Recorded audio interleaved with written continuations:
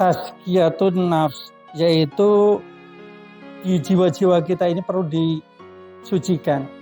Karena apa? Bukan berarti jiwa itu tempat sampah yang harus dibersihkan. Namun jiwa itu kadangkala ada banyak hal-hal yang kotor kemudian masuk ke relung diri kita. Maka ketika kita ini masih punya yang namanya manusia, tidak luput dari salah dan dosa, salah satu cara untuk kita bisa membersihkan diri kita adalah dengan mensucikan jiwa. Bagaimana caranya? Banyak caranya. Akan tetapi kita harus lebih tahu lebih dahulu apa saja dan bagaimana kondisi jiwa kita. Ada 3 hal, 3 macam bentuk jiwa itu, yaitu nafsu amarah, bisu, yang dinamakan dengan jiwa yang menyuruh keburukan.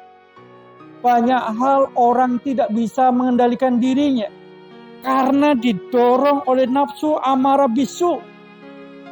Ada hal sedikit temannya punya sesuatu yang lebih baik darinya, maka dia hatinya bergejolak, protes, iri, dengki. Kemudian apa? Kemudian ada bibit-bibit yang menyakitkan dalam hati ini. Ingin agar teman yang lebih sukses dari kita, agar teman yang lebih bisa dari kita, jatuh terjerembab.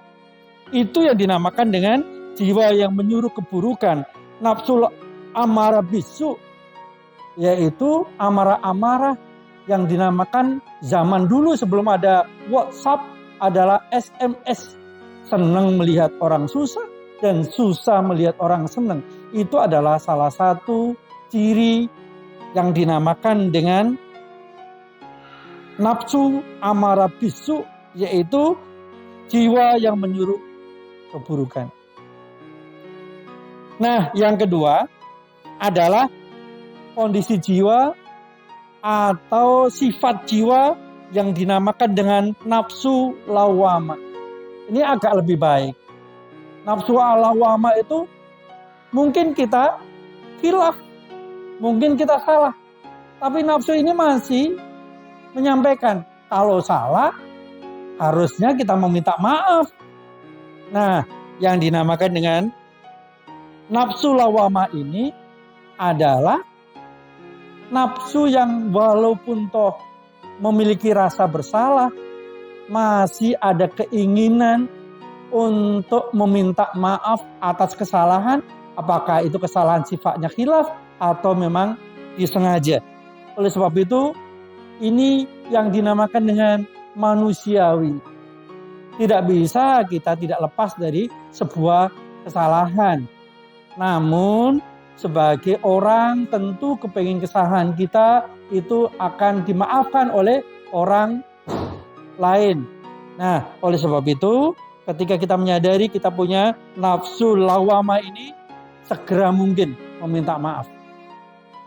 Yang ketiga adalah nafsu mutmainnah. Nah, ini yang sering sulit dipahami, bahkan sulit untuk diaplikasikan dalam kehidupan kita sehari-hari. Padahal kuncinya cukup simpel. Nafsu mutmainnah ini adalah jiwa yang tenang. Jiwa yang tenang itu bagaimana? Sudah, insya Allah ikhlaskan saja, bersabar saja. Segala ujian itu akan bermuara kepada sebuah kebaikan. Semua masalah akan bermuara pada penyelesaian. Semua persoalan tentu ada kunci penyelesaiannya. Maka ketika kita ingin hati kita, memiliki jiwa kita, memiliki sifat mutmainnah, yang perlu pertama kali adalah ikhlas. Ikhlas menerima apa? Ikhlas menerima ketika ada persoalan, ketika diuji oleh Allah Subhanahu wa taala, jangan pernah berkeluh kesah. Siapa tahu ujian dari Allah Subhanahu wa taala ini kemudian kelak akan membuahkan sebuah kebahagiaan. Bukankah Allah telah berjanji innamal yusri yusra? Barang siapa diberikan ujian, kesulitan, tentu ujung-ujungnya ada kebahagiaan. Yang kedua adalah ketika kita menginginkan hati kita mutmainah adalah sabar. Sabar itu bukan berarti menerima begitu saja. Sabar itu ada itikad untuk memperbaiki segala kekurangan, untuk meredam segala amarah. Sabar itu ada ikhtiar untuk melakukan dari sekarang hal yang kesulitan menuju hal kemudahan. Allah tidak akan merubah sebuah kaum kalau kaum itu sendiri tidak merubah dirinya dan jati dirinya. Oleh sebab itu, kunci yang kedua dari mutmainah adalah kesabaran.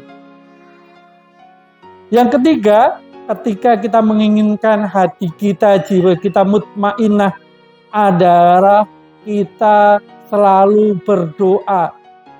Berdoa itu ada kuncinya. Doa itu bukan berarti ketika kita kesusahan, bukan. Bahkan ketika kita bahagia, memohon kepada Allah, ya Allah semoga kebahagiaan ini bukan merupakan sebuah ujian, tapi kebahagiaan ini adalah cara Allah untuk meningkatkan diri kita, kemampuan sosial kita untuk berbagi kepada orang lain. Maka sekali lagi, yang terakhir adalah ketika kita mau menginginkan jiwa kita ini mutmainah adalah kita senantiasa berdoa kepada Allah.